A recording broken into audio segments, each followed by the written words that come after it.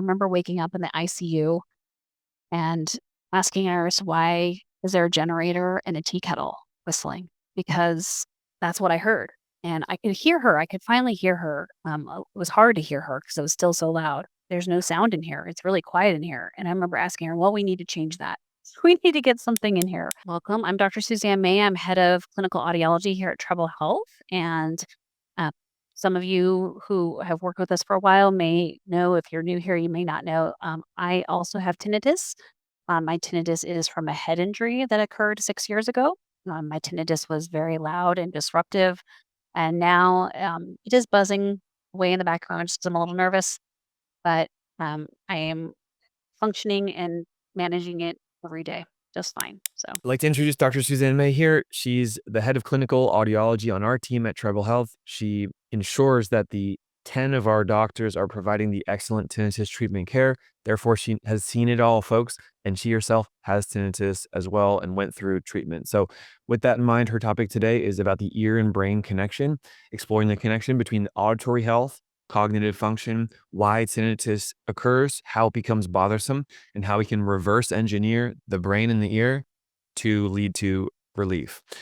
She's a doctor of audiology with 20 years of expertise in tinnitus treatment. She's board certified in tinnitus management. She lives in California, and she's a leading voice on our team at Treble Health for comprehensive tinnitus care, blending precision and the details that really matter to get better, along with the empathy and the encouragement and hope that's important to make sure our patients get to where they want to go. So with that, let's welcome Dr. Suzanne May for her presentation. Thank you so much. Hey guys, quick interruption from today's podcast. If you're dealing with the day-to-day stress of tinnitus and have been told there's not much you can do from other doctors, I want to let you know that we offer a free consultation with a specialist from Treble Health where we can discuss your tinnitus case and offer some potential solutions. See the link on the screen right there where you can book a free call and get help from a specialist who can take the next steps in finding relief. Click the link right there. Now, back to the podcast. all right, everyone. So I am going to talk about an overview of anatomy. I think this is really good to understand what's happening with your ear and your brain when you have tinnitus. We kind of subscribe to the thought there are three subtypes of tinnitus. One is cochlear, that would be from hearing loss.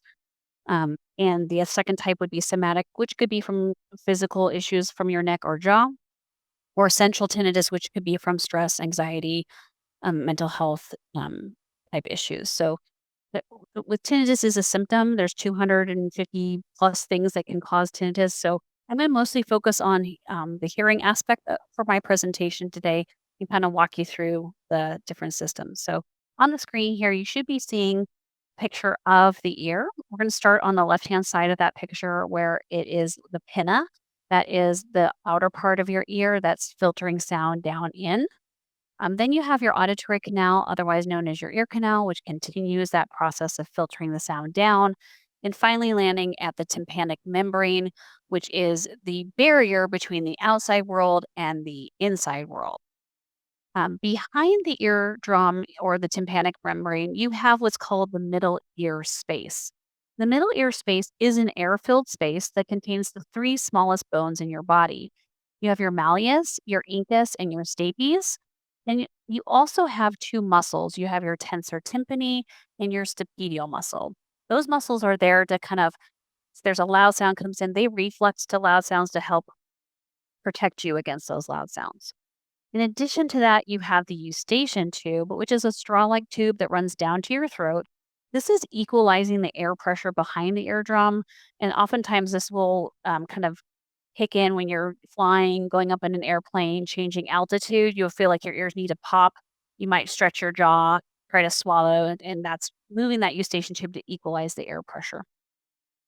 Beyond that, you have the cochlea. So your cochlea is your organ of hearing and balance. The hearing portion is going to be the snail-shaped section. The balance portion are the loop-de-loops. There's actually three semicircular canals here that tell you if you're right, left, up, down, back, or forth. The horizontal canal is not pictured here because it's laying flat. And then you have your auditory nerve up to your brain. So those are kind of the parts and pieces of your ear heading up to your brain. Now, when it comes to function, Sound is going to travel into your ear as sound waves or acoustic energy. And the acoustic energy is going to hit the eardrum and cause it to start to vibrate. When that happens, the energy gets transferred and turns into a mechanical energy, which then vibrates the bones of the middle ear. Those middle ear bones do a little shimmy shake, and the last bone, called the stapes, acts as like a foot plate and will actually physically push on something called the oval window of the cochlea. So, this oval window is going to be kind of like a membrane. So, when it gets pushed in the cochlea, there is fluid that's supposed to be there, and it starts this traveling wave of fluid. So, now we're converting the energy for a third time into fluid energy, which travels through the entire cochlea. Also, inside the cochlea, you're going to have a couple more membranes. You have something called the basilar membrane. This is where all of these little tiny stereocilia or hair cells are sitting. And on top of those hair cells is the tectorial membrane. So, as this fluid washes through, that membrane will move over the tops of the hair cells, bending them. When that happens, the energy gets converted for a fourth time into chemical energy. And there's a chemical reaction that occurs in the hair cell, which then gets converted for a fifth time into electrical energy, which goes up to your brain. And the reason why I like to highlight this is because that's a lot of changes that happen in a very short, fast period of time. It's just an amazing system how this works. Now, your cochlea is this like the second smallest organ in your body. It is about the size of a pea. On the left hand side of your screen here, you're going to see a microscopic view of the cochlea, which has 2 3/4 turns, and it's arranged like a piano. So all of those little hair cells are arranged what's called tonotopically. So at the base of your cochlea, you're going to have all your high frequency sounds, and as it swirls towards the top, it's getting lower and lower frequency. Um, this is why when you have loud noises coming in, you're going to have a lot of vibration coming in, a lot of fluid moving through in that membrane. That tectorial membrane is going to really wash over the high frequency sounds first. That tends to damage them first if there's a loud noise. So some people ask me, why do I lose my high frequencies first? That's why. Now we're going to getting even more microscopic. These are the hair cells in the cochlea. This is a normal view of that. You're going to have 1 row of outer hair cells and 3 rows of inner hair cells. Sorry, 1 row of inner hair cells, 3 rows of hair cells. You have about 16,000 hair cells in each ear. So there's a lot of redundancies in the system that are helping you hear. A normal hearing system for a human is from 20 hertz to 20,000 hertz. So we can hear lots of different sounds. Now, each of these hair cells types are going to have different functions. So your outer hair cells are going to be more your volume control knobs, if you will. So they're communicating with the brain is communicating back with your ear, and they're kind of controlling the volume.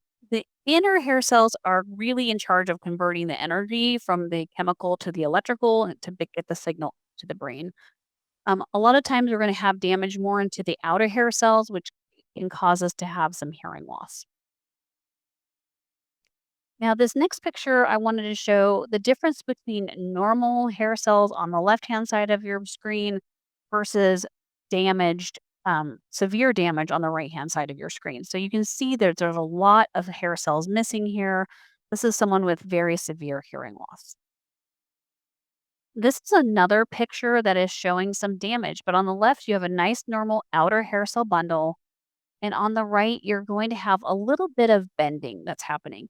You can see that there's not much damage here, but other than a little bit of bending. But if you remember from 2 slides ago, I mentioned when the hair cell bends, that can create a chemical reaction, which results in electrical energy going up to your brain.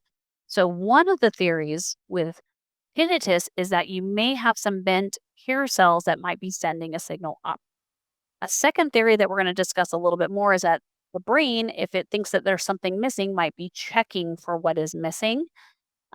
Or another thing that can happen is if the brain thinks it's in danger, it can also be checking for sound. So again, you have an up and down system, but things can happen both ways. Now, if you do have hearing loss, the most common type of hearing loss is going to be that high frequency hearing loss. So if you see an audiologist, You're going to have a test that's going to plot you a lovely graph of your hearing, and it may or may not look something like this. There's lots of different types of hearing loss, lots of different shapes of the graph, but this is probably the most common. Where on the left hand side of the graph, you're going to have lower frequencies, and when those frequencies are plotted towards the top of the graph, they are showing normal or really good hearing.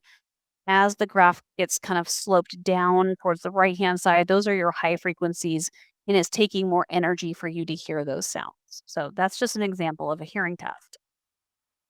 Now, some of you might be telling me, I have a normal hearing test. What does that mean? Well, when we test your hearing, we are only testing sounds that you would hear for the English speech frequencies. So we're only testing 250 to 8,000 hertz. As I mentioned earlier, normally we hear from 20 hertz to 20,000 hertz. So we're only getting a snapshot. So it is possible that we're not getting all the information with a hearing test, and we're only getting a little piece of the puzzle. So you can actually have 30% damage and not even know it if this is your hearing test. So usually the next question I get is, well, is there other tests that I can have done if I'm showing that I have normal hearing and I just want to make sure that my tinnitus may or may not be from the cochlear aspect. So you can have what's called ultra high frequency testing. That's going to test beyond 8,000 hertz. So getting those really high frequencies that are beyond the speech spectrum. You can have speech and noise testing that's going to check to see how well you hear in noise. You can have something called an auditory brainstem response test. That's checking the nerve and how the nerve is functioning to the brain. And you can have something called DPOAEs. So these tests, that test in particular, is actually checking the hair cells to seeing how they are functioning. So for my example, with my hearing, I have a normal graph. When I have an OAE testing, it does show some damage because I had noise exposure when I was younger. So those are some other tests that you can have done that you can ask for. They're not necessarily needed, but if you're like curious if this is a problem, this is something you can do. Okay, moving along. So now, when the sound is leaving the cochlea and it's heading up to the brain, it has to go through what I like to call different processing centers. So, the very first processing center is going to be the dorsal cochlear nucleus. And this is where the auditory nerve innervates, but this is where other parts of nerves are going to innervate as well. So, for example, if you have neck or jaw issues, the trigeminal nerve may be sending some signals here to the dorsal cochlear nucleus, overexciting it and then sending it up as an auditory signal. So sometimes people tell me their tinnitus changes with jaw or neck motions, and that's going to be from that trigeminal nerve overexciting the dorsal cochlear nucleus. So once the guy gets that information, all he does is he passes it along onto the next section, which is the superior olivary complex. And it's going to send it to the same side of the information, but also send the information to the other side. So the right and left get information from each other. When it's at the superior olivary complex, what happens is that guy is saying, okay, well, where did the sound come from? Was it my right ear? Was it my left ear? Was it in front of me? Was it in back of me? Where did it come from? And it's going to mark the electrical signal and send it up to the next section. The next part is the inferior colliculus. So that guy's job is to say, okay, well, what frequencies were on this pitch or this frequency, this electrical sound, and I'm going to mark it. But it also is going to look for non auditory cues. So, did I see her mouth move as I heard her talk? Did I smell the bacon as I heard it sizzle? Did I touch the keys on the keyboard as I heard them click? It's adding those information in and sending it up even more. So finally to the medial geniculate body. And we're going to talk about the medial geniculate body in a little bit more detail. This guy's kind of like a gatekeeper before the brain. So the medial geniculate body acts as an air traffic controller. It's going to communicate to the brain. The brain is communicating to the medial geniculate body. So it's kind of focusing its attention on sound. It's linking the emotion and the meaning to the sound. It can change with context. And inside this medial geniculate body are these relay cells that can actually mark the signal as not important. I hear it, but I don't care. It's important. I hear it. I want to pay attention to it. Or danger. I hear it and I need to now do an action. So this communication with the brain happens in this medial geniculate body where these signals are getting kind of tagged with importance. So one of the theories here is the medial geniculate body is finding the tinnitus signal and marking it as danger as an alert. And that is what starts the now a whole nother aspect of things that happen in the brain. So in the brain, you have four different lobes. You have your frontal lobe, which is in charge of attention, decision making, planning. Your parietal lobe, which is in charge of touch and taste. Your occipital lobe, which is in charge of vision. And you have your temporal lobe, which is in charge of your hearing, memory. And then it's not a lobe, but it's important to mention your cerebellum, which is in charge of heart rate, respiration, breath, and whatnot. So it gets to the brain is getting it. It might communicate back with the system and go, okay, what did you give me? The system is sending information back up and down, up and down. And then what happens is the brain actually is going to change. So you have this tinnitus signal get to your brain as danger. That's going to turn on the autonomic nervous system and the sympathetic nervous system. These guys are in charge of stress and alert and keeping you out of danger. So they turn on. Now, when they turn on, they're going to direct the amygdala to turn on. The amygdala is your fire alarm, like, uh-oh, there's danger. It's going to speed up your heart rate. It's going to make your breath shallow. It's going to make your muscles tighten. And when the amygdala turns on, your prefrontal cortex, which is in charge of decision making, steps aside and says, you know what, we're in danger. I need to let these guys take control. Because in a real life dangerous situation, you would want them to. Unfortunately, with tinnitus, it's not dangerous. It's not a tiger chasing us. But it's still turning these systems on. Other changes that start to occur is you have something called your hippocampus. That is your brain's emotional memory center. So he remembers everything and he's going to remember the emotion that goes with it. So he's now remembered that your tinnitus is dangerous and he's going to log that. Basal ganglia is in charge of like routines and patterns. So it's going to keep this tinnitus in a loop because it's like the whole brain's trying to figure out what's happening.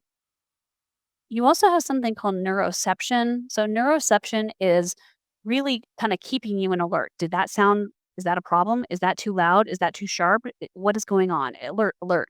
So it's keeping you in this heightened state of alert as well.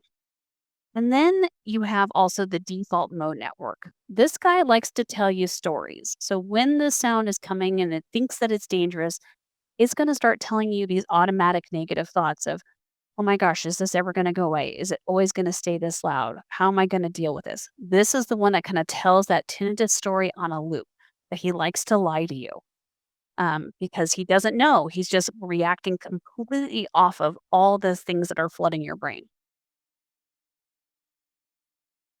Then you also have white matter tracks that change in your brain. So all of this is happening very quickly. These white matter tracks change in your brain and they develop because the tracks for tinnitus are trying to look, where is the sound coming from? I don't have any information from my outside world. I don't have my sight, my smell, my touch, my taste. So it starts looking for it. Where is this coming from? And asking all of the different parts of your brain. So we can actually they had some studies that showed we can actually map these tinnitus areas. It's a very specific MRI. They don't typically run this on patients, but we do know that white matter tracks change in your brain when you have tinnitus. So all of these things start happening all at once.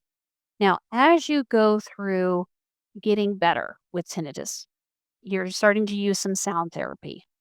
Sound therapy is going to help your brain compare a safe, comfortable sound with a sound that it doesn't like, which is tinnitus. And go, okay, if I have two sounds, one I don't like and one I do, why am I not liking this sound, this other tinnitus sound? So it's going to make this comparison. It also kind of soothes the basal ganglia. It's going to soothe your amygdala. It's going to help kind of calm down all of those things that we talked about earlier, along with some cognitive behavioral therapy techniques where we're really addressing the emotions of the tinnitus that come along with it. That's going to change your brain into something more like this. So there is something called neuroplasticity. This is your brain's ability to change. It has changed with tinnitus, but it can change as we manage tinnitus. So this is another study that showed the difference in MRI with patients that started off with tinnitus. The big red area is in the temporal lobe, showing that tinnitus was pretty severe. As they went through treatment, doing sound therapy, cognitive behavior therapy, we could see that area start to shrink a little bit.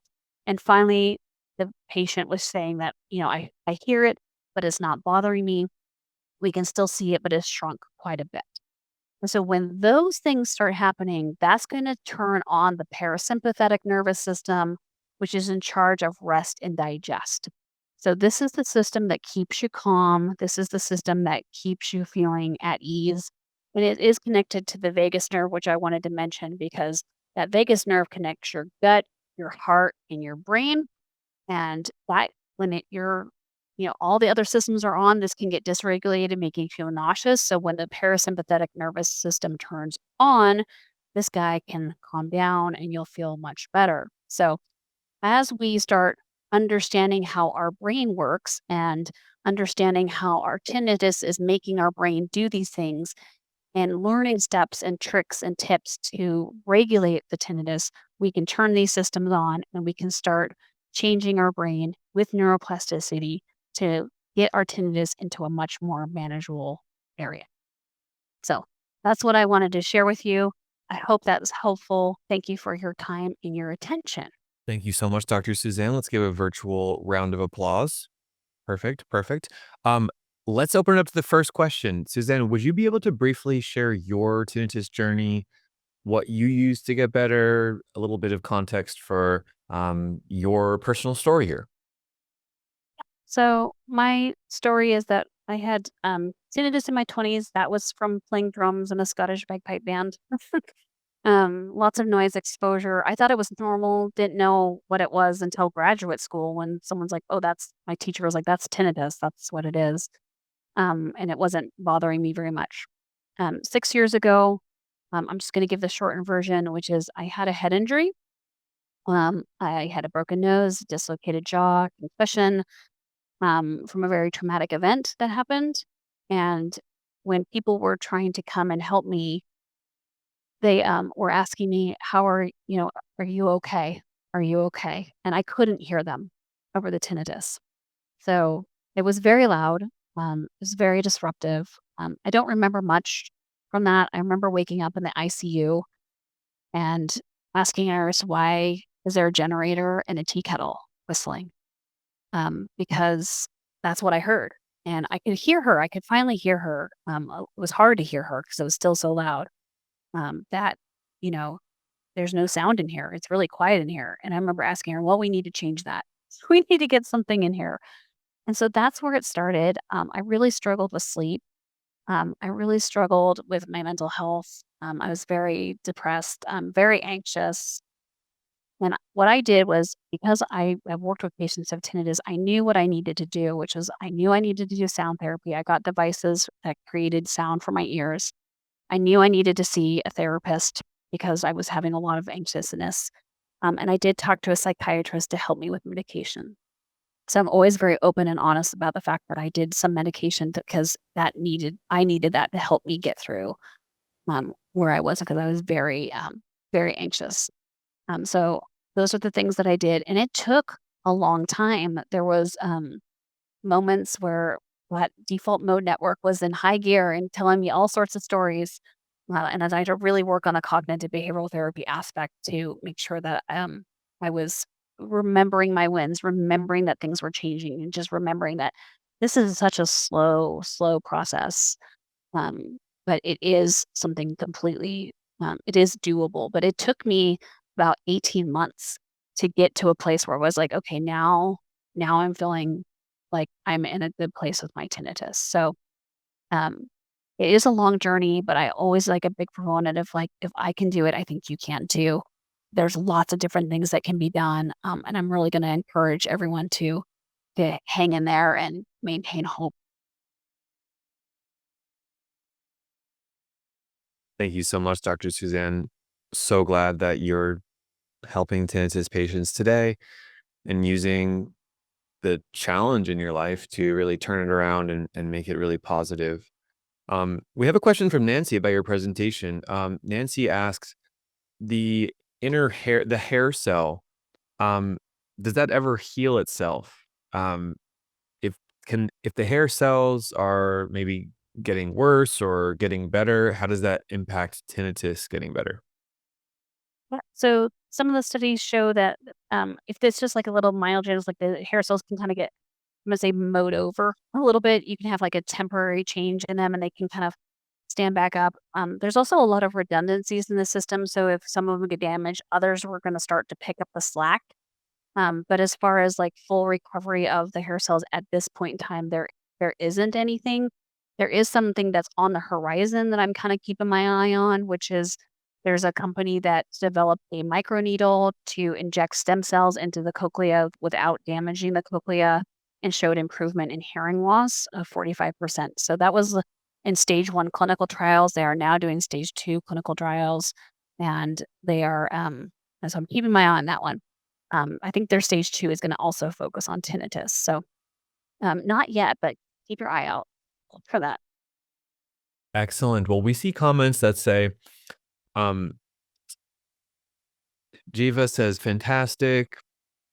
There's comments saying very informative. Maria says, I learned more in this session than visits to my ear, nose, and throat ENT doctor.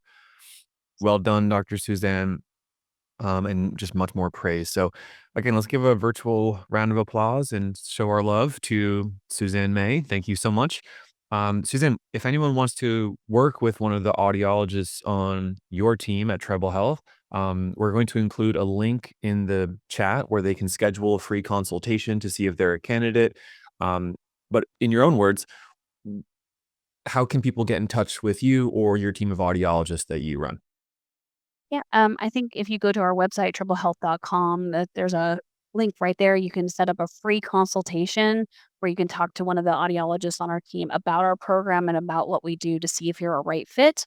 And that's probably the best way to start, um, getting in touch with any one of our audiologists. I will say that we have an amazing team of audiologists who are all specializing in tinnitus and have years of experience. So I think Dr. Ben has collected probably the best of the best in the tinnitus world and put him here at Treble Health. So, it's something that we're really proud of here. So, Thank you so much, and we're so happy. I'm personally so happy to feature the work that you're doing, and again, really appreciate all of the labor of love you put into your profession here at Treble Health, helping patients with tinnitus 24/7. Um, we also want you, Suzanne, to take care of yourself. So it's a combination of being all in, helping tinnitus patients, also recharging ourselves as health professionals so we can come back with the most energy possible.